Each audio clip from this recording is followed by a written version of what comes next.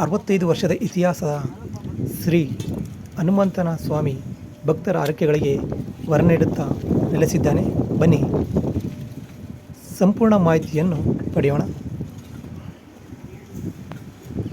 ಇದು ಈಗ ನೀವು ನೋಡುತ್ತಿದ್ದೀರಿ ಶ್ರೀ ಹನುಮಂತನ ಸ್ವಾಮಿ ದೇವಸ್ಥಾನ. 1960 ಇತಿಹಾಸ ಇರುವಂತಹ ಹನುಮಪ್ಪನ ದೇವಸ್ಥಾನ. ಹಲವಾರು ಭಕ್ತರ ಬೇಡಿಕೆಗಳನ್ನು ಆಯ್ಕೆಗಳನ್ನು ಈಡೇರಿಸುವಲ್ಲಿ ವರ ನೀಡುತ್ತಾ ನೆಲೆಸಿದ್ದಾನೆ ಶ್ರೀ ಆಂಜನೇಯ ಸ್ವಾಮಿ.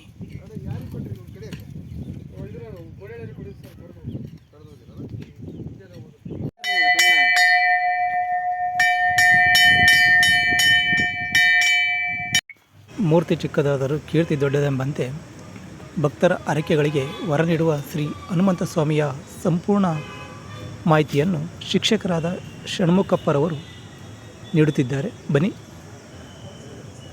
ಹನುಮಂತ ಸ್ವಾಮಿಯ ದೇವಸ್ಥಾನದ ಸಂಪೂರ್ಣ ಮಾಹಿತಿಯನ್ನು ಅವರಿಂದಲೇ ಕೇಳಿ ತಿಳ್ಕೊಳ್ಳೋಣ.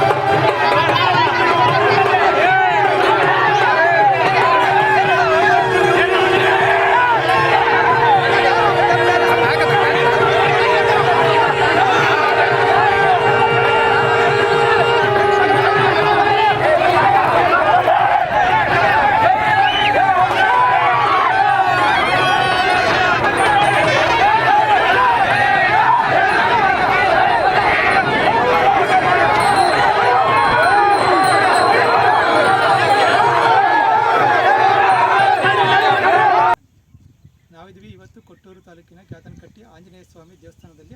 ಈ ಆಂಜನೇಯ ಸ್ವಾಮಿ ದೇವಸ್ಥಾನಕ್ಕೆ ಸುಮಾರು 65 ವರ್ಷಗಳ ಇತಿಹಾಸ ಇದೆ. ಈ ದೇವಸ್ಥಾನದ ನಿರ್ಮಾಣ ಮತ್ತು ಈ ದೇವರು ಇಲ್ಲಿ ಬಂದು ನೆಲೆಸೋದಕ್ಕೆ ಕಾರಣ ಏನು, ಅದ್ರ ಬಗ್ಗೆ ಸಂಪೂರ್ಣ ಮಾಹಿತಿ ನೀಡೋದಕ್ಕೆ ನಮ್ಮ ಜೊತೆಲಿದ್ದಾರೆ ಬಸವರಾಜ್ ಅವರು ಮತ್ತು ಗ್ರಾಮದ ಹಲವಾರು ಮುಖಂಡರು. ಬನ್ನಿ ಈ ದೇವಸ್ಥಾನ ಬಗ್ಗೆ ಏನು ಹೇಳ್ತಾರೆ ಕೇಳೋಣ. ಸರ್ ನಮಸ್ಕಾರ. ಸರ್ ನಮಸ್ತೆ ಸರ್. ನಾನು ಷಣ್ಮುಖ ಅಂತೇಳಿ, ನಮ್ಮದು ಮೂಲತಃ ಕಂದಗಲ್ ಗ್ರಾಮ. ಈ ದೇವಸ್ಥಾನಕ್ಕೆ ನನಗೆ ತಿಳುವಳಿಕೆ ಬಂದಾಗಲಿದ್ದಲೂ ನಡ್ಕೊಳ್ತಾ ಇದ್ವಿ. ನಮ್ಮ ಮನಸ್ಸಿಗೆ ಹಿತ ಅನಿಸಿದೆ. ಇಲ್ಲಿ ಬಂದಿರ್ತಕ್ಕಂಥ ಸಂದರ್ಭದ ನಮ್ಮ ಕಷ್ಟಗಳು ಪರಿಹಾರವನ್ನು ನೀಡಿದೆ ದೇವರು. ಅದಕ್ಕೋಸ್ಕರ ಇದು 65 ವರ್ಷಗಳ ಇತಿಹಾಸವನ್ನು ಹೊಂದಿರತಕ್ಕಂತಹ ದೇವಸ್ಥಾನ. ಈ ದೇವಸ್ಥಾನ ಇಲ್ಲಿ ಹೇಗೆ ಬಂತು, ಇಲ್ಲಿ ಬರೀ ಹೊಲಗಳಿವೆ, ಇಲ್ಲಿ ಯಾವುದು ಗ್ರಾಮ ಇತ್ತಾ ಇಲ್ವಾ ಅಂತ ಹಿರಿಯರು ಹೇಳಿರುವ ಪ್ರಕಾರ ಇಲ್ಲಿ ಮುಂದಿರ್ತಕ್ಕಂಥ ಒಂದು ಗ್ರಾಮ ಕಾಳಾಪುರ ಗ್ರಾಮ ಅಂತ. ಆ ಗ್ರಾಮದಲ್ಲಿ ಕೆಲವೊಂದು ಉಪ್ಪಾರ ಮುಖಂಡರು ಜೀವನವನ್ನು ನಡೆಸ್ತಾ ಇದ್ದರು.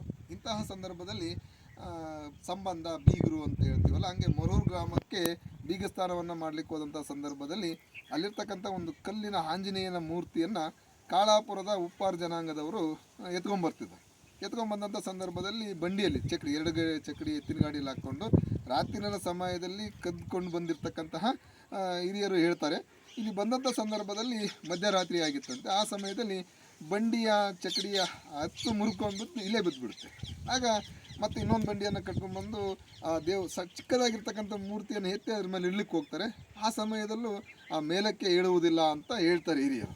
ಆದ್ದರಿಂದ ಇದು 1960ರಲ್ಲಿ ಕಾಳಾಪುರ ಗ್ರಾಮದ ಉಪ್ಪಾರ ಜನಾಂಗದ ಮುಖಂಡರು ಮೊರೂರು ಗ್ರಾಮದಿಂದ ಆಂಜನೇಯ ಮೂರ್ತಿಯನ್ನು ಕದ್ದು ತಂದಿರತಕ್ಕಂತಹ ಒಂದು ಇತಿಹಾಸ. ಈ ದೇವಸ್ಥಾನವನ್ನು ಕಾಳಾಪುರ ಗ್ರಾಮದಲ್ಲಿರ್ತಕ್ಕಂಥ ಉಪ್ಪಾರ ಜನಾಂಗದ ಮುಖಂಡರು ಆ ಊರನ್ನು ಬಿಟ್ಟು ಕಂದಗಲ್ ಗ್ರಾಮಕ್ಕೆ ಹೋಗಿ ನೆಲೆಸ್ತಾರೆ. ಕಂದಗಲ್ ಗ್ರಾಮಕ್ಕೆ ಹೋಗಿ ನೆಲೆಸಿರ್ತಕ್ಕಂಥ ಸಂದರ್ಭದಲ್ಲಿ ಉಪ್ಪಾರ ಜನಾಂಗದ ಎಲ್ಲ ಮುಖಂಡರು ಒಂದೇ ದಿನಕ್ಕೆ ಬಂದು ಈ ದೇವಸ್ಥಾನವನ್ನು ಒಂದೇ ದಿನ ನಿರ್ಮಾಣ ಮಾಡಿರ್ತಕ್ಕಂಥ ಇತಿಹಾಸ. ಕಲ್ಲಾಗಿರ್ಬೋದು, ಕೆಸರಾಗಿರ್ಬೋದು, ನೀರಾಗಿರ್ಬೋದು, ಎಲ್ಲ ಊರಿನ ಮುಖಂಡರು ಬಂದ್ಬಿಟ್ಟು ಒಂದೇ ದಿನದಲ್ಲಿ ಈ ಒಂದು ದೇವಸ್ಥಾನವನ್ನು ನಿರ್ಮಾಣ ಮಾಡಿದ್ದಾರೆ ಎನ್ನುವಂತಹ ಇತಿಹಾಸವನ್ನು ಹೇಳ್ತಾ ಇದೆ. ಇನ್ನೊಂದು ವಿಶೇಷತೆ ಏನಪ್ಪ ಅಂತೇಳಿದ್ರೆ, ಈ ದೇವಸ್ಥಾನವನ್ನು ನಿರ್ಮಾಣ ಮಾಡುವಂತಹ ಸಮಾಜದ ಮುಖಂಡರುಗಳು ಯಾವುದೇ ಮಾತನ್ನಾಡುವುದಿಲ್ಲ. ಬಾಯಿಗೆ ಬಟ್ಟೆಯನ್ನು ಕಟ್ಕೊಂಡು ಕೈ ಸನ್ನೆಯ ಮೂಲಕ, ಬಾಯಿ ಸನ್ನೆಯ ಮೂಲಕ ಒಂದೇ ದಿನದಲ್ಲಿ ದೇವಸ್ಥಾನವನ್ನು ನಿರ್ಮಾಣ ಮಾಡಿರ್ತಕ್ಕಂಥ ಇತಿಹಾಸವನ್ನು ಹೇಳ್ತಾ ಇದೆ. 1960 '70ರಲ್ಲಿ ನಿರ್ಮಾಣ ಮಾಡಿರ್ತಕ್ಕಂಥ ಈ ದೇವಸ್ಥಾನ ಅಲ್ಲಿಂದ ಇಲ್ಲಿಯವರೆಗೂ ಪ್ರತಿ ವರ್ಷ ಯುಗಾದಿಯ ಅಮಾವಾಸ್ಯೆಯಾಗಿ 9 ದಿನಕ್ಕೆ ರಥೋತ್ಸವವನ್ನು ಹೇಳ್ತಕ್ಕಂಥದ್ದು. ಆ ದಸರಿಯಲ್ಲಿ ವಿಜಯದಶಮಿಯ ದಿನದಂದು ಇಲ್ಲಿ ಒಂದು ರಾತ್ರಿ ಸಮಯದಲ್ಲಿ ಆ ಉಪ್ಪಾರ ಜನಾಂಗದ ಕಂದಗಲ್ ಗ್ರಾಮದ ಎಲ್ಲ ಮುಖಂಡರುಗಳು ಬಂದು ಇಲ್ಲಿ ಉಳ್ಕೊಂಡು ಪರ್ವವನ್ನು ಮಾಡ್ತಾರೆ. ಅಂದರೆ ಪ್ರಸಾದವನ್ನು ಮಾಡಿಕೊಂಡು ಊಟ ಮಾಡಿಕೊಂಡು ಹೋಗ್ತಾರೆ. ಆದರೆ ಆ ಪ್ರಸಾದವನ್ನು ಮಾಡುವಂತಹ ಮಹಿಳೆಯರೆಲ್ಲರೂ ಈ ದೇವಸ್ಥಾನದ ಮುಂಭಾಗದಲ್ಲಿರ್ತಕ್ಕಂಥ ಹಳ್ಳದಲ್ಲಿ ಬಟ್ಟೆಯನ್ನು ತೋರಿಸ್ಕೊಂಡು ಮೈಯನ್ನು ತೊಳ್ಕೊಂಡು ಯಾವುದೇ ಸೋಪು ಶ್ಯಾಂಪು ಹಾಕ್ಕೊಳ್ದೇ ಬರೀ ನೀರಲ್ಲಿ ಎತ್ಕೊಂಡು ಬಂದು ಆ ತಾವ್ಸ್ ಬಟ್ಟೆಯಲ್ಲಿ ಹೋಳಿಗೆಯನ್ನು ಅನ್ನ ಸಾಂಬಾರನ್ನು ದೇವರಿಗೆ ಬಾಯಿಗೆ ಬಟ್ಟೆಯನ್ನು ಕಟ್ಕೊಂಡು ಯಾರೂ ಮಾತನಾಡದಂತೆ ವಿಜಯ ಮುಗಿಯುವವರೆಗೂ ಯಾರೂ ಮಹಿಳೆಯರು ಮಾತಾಡೋದು. ಅದಕ್ಕೆ ಉದಾಹರಣೆ ನಾನು ನೋಡ್ತಾ ಇದ್ದೀನಿ ಭಕ್ತಾದಿಗಳೇ, ಯಾರೂ ಈ ದೇವಸ್ಥಾನದ ಪ್ರಸಾದವನ್ನು ಮಾಡುವಂಥ ಸಂದರ್ಭದಲ್ಲಿ ಯಾರೂ ಮಾತನಾಡೋದು, ಬರೀ ಕೈ ಸನ್ನೆ ಮತ್ತು ಬಾಯಿ ಸನ್ನೆ. ಇಂತಹ ಒಂದು ಇತಿಹಾಸವನ್ನು ಹೊಂದಿರತಕ್ಕಂತಹ ಈ ಆಂಜನೇಯ ಕ್ಯಾತನಕಟ್ಟೆ ಆಂಜನೇಯ ದೇವಸ್ಥಾನವನ್ನು ಬಿದ್ದು ಹೋಗುವಂತಹ ದುಸ್ಥಿತಿಯಲ್ಲಿದೆ.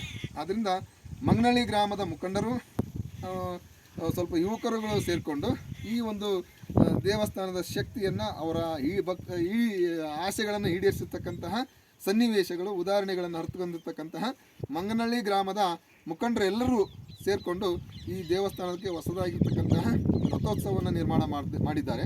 ಅದರ ಜೊತೆಗೆ ಬರೀ ರಥೋತ್ಸವ ನಿರ್ಮಾಣ ಮಾಡಿದ್ರೆ ಸಾಲದು, ದೇವಸ್ಥಾನದ ಇತಿಹಾಸವನ್ನು ಹೊಂದಿರತಕ್ಕಂಥ ದೇವಸ್ಥಾನ, ಇದಕ್ಕೆ ಯಾವುದೇ ರೀತಿಯಲ್ಲಿ ಸರ್ಕಾರದ ಅನುದಾನಗಳು ಇಲ್ಲ, ಯಾವುದೇ ರೀತಿಯ ರಾಜಕಾರಣಿಗಳು ಇದಕ್ಕೆ ಅನುದಾನವನ್ನು ಕೊಟ್ಟಿರುವುದಿಲ್ಲ. ಆದರೆ ಭಕ್ತಿಯನ್ನು ತಮ್ಮ ಸೇವೆಯನ್ನು ಈ ಒಂದು ಚಿಕ್ಕದಾಗಿರ್ತಕ್ಕಂಥ ದೇವಸ್ಥಾನಕ್ಕೆ ಸಲ್ಲಿಸ್ತಾ ಇದೆ.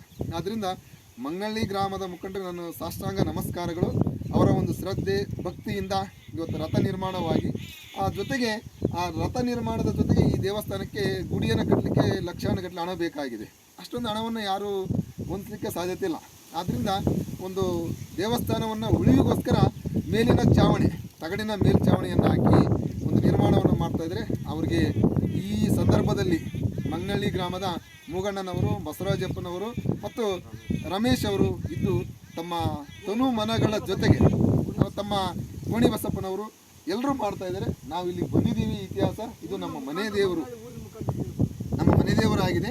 ಆದರೆ ಈ ಮಂಗನಹಳ್ಳಿ ಗ್ರಾಮದ ಮುಖಂಡರು ಎಲ್ಲರಿಗೂ ಪ್ರತಿಯೊಬ್ಬ ಮುಖಂಡರಿಗೂ ಪ್ರತಿಯೊಬ್ಬ ಯುವಕರಿಗೂ ಒಂದು ನನ್ನ ಸಾಷ್ಟಾಂಗ ನಮಸ್ಕಾರಗಳನ್ನು ಹೇಳೋಕ್ಕೆ ಬಯಸ್ತೀನಿ. ಯಾಕಂದರೆ ನಾವು ಕಂದಗಲ್ ಗ್ರಾಮದಿಂದ ವರ್ಷಕ್ಕೆ 1 ಸಾರಿ 2 ಸಾರಿ ಪ್ರತಿ ಅಮಾವಾಸ್ಯೆಗೆ ಬರ್ತೀವಿ ಹೊರತಾಗಿ ಇದರ ದೇವರ ಬಗ್ಗೆ ನಮ್ಮ ಇಷ್ಟಾರ್ಥಗಳನ್ನು ಈಡೇರಿಸಿದ್ದಾನೆ ಆಂಜನೇಯ. ಆದರೆ ಇದರ ಯೋಗಕ್ಷೇಮವನ್ನು, ಇದರ ಒಂದು ಸುರಕ್ಷತೆಯನ್ನು ಮಂಗನಹಳ್ಳಿ ಗ್ರಾಮದ ಮುಖಂಡರಿಗೆ ಸಲ್ಲತಕ್ಕಂಥ ವಿಚಾರ ಅಂತ ಹೇಳ್ತಾ ನನ್ನ 2 ಮಾತುಗಳನ್ನು ಮುಗಿಸ್ತಾ ಇದ್ದೀನಿ. ಸರ್, ಆಂಜನೇಯ ಸ್ವಾಮಿ ಈ ಭಕ್ತರ ಹಲವಾರು ಬೇಡಿಕೆಗಳನ್ನು ಮತ್ತು ಹರಕೆಗಳನ್ನು ಯಾವ ರೀತಿ ಪರವಾಗಿ ನೀಡ್ತಾ ಇದ್ದಾನೆ? ಸರ್, ಒಂದು ಉದಾಹರಣೆ ಹೇಳಬೇಕಂದ್ರೆ, ಒಂದು ಹೊಲದಲ್ಲಿರ್ತಕ್ಕಂಥ ಬೆಳೆ ಆದಿಯಾಗಿ, ಬಿತ್ತನೆಯ ಆದಿಯಾಗಿ ಮತ್ತು ಹೊಲದಲ್ಲಿ ಕೊರೆಯುವಂತಹ ಬೋರ್ವೆಲ್ಗಳನ್ನು ಹಾಕಿಸುವಂತಹ ವಿಧಾನದಿಂದ ಹಿಡಿದು ಮತ್ತು ಮದುವೆಯ ಕಾರ್ಯಗಳು, ವಧು ವರರನ್ನು ಮದುವೆ ಆಗದೇ ಇರತಕ್ಕಂಥ ಕನ್ಯೆಯರಿಗೆ ವಧುಗಳಿಗೆ ವರರಿಗೆ ಅದನ್ನು ದೇವರು ಹೊಂದಾಣಿಕೆ ಮಾಡ್ತಕ್ಕಂಥ ವಿಚಾರ ಆಗಿರ್ಬೋದು, ಹೊಲದಲ್ಲಿ ಬೆಳೆಯುವಂತಹ ಬೆಳೆ ವಿಚಾರಗಳಾಗಿರ್ಬೋದು, ಮತ್ತು ಅನೇಕ ವರ್ಷಗಳ ಕಾಲದಿಂದ ಮಕ್ಕಳಾಗದೇ ಇರತಕ್ಕಂಥ ವ್ಯಕ್ತಿಗಳಿಗೆ ಎಷ್ಟೋ ವಧುವರರಿಗೆ ಪುತ್ರ ಜನನ ಪುತ್ರಿ ಜನನ ಆಗಿರ್ತಕ್ಕಂಥ ವಿಶೇಷತೆಗಳು ಉದಾಹರಣೆಗಳು ಸಾಕಷ್ಟಿವೆ. ಇಲ್ಲಿ ಹೊಲದಲ್ಲಿರ್ತಕ್ಕಂತಹ ಇದಕ್ಕೆ ನೆಡಲಿಕ್ಕೆ ಬರಲಿಕ್ಕೆ ದಾರಿನೋ ಯೋಗಕ್ಷೇಮವಿಲ್ಲ.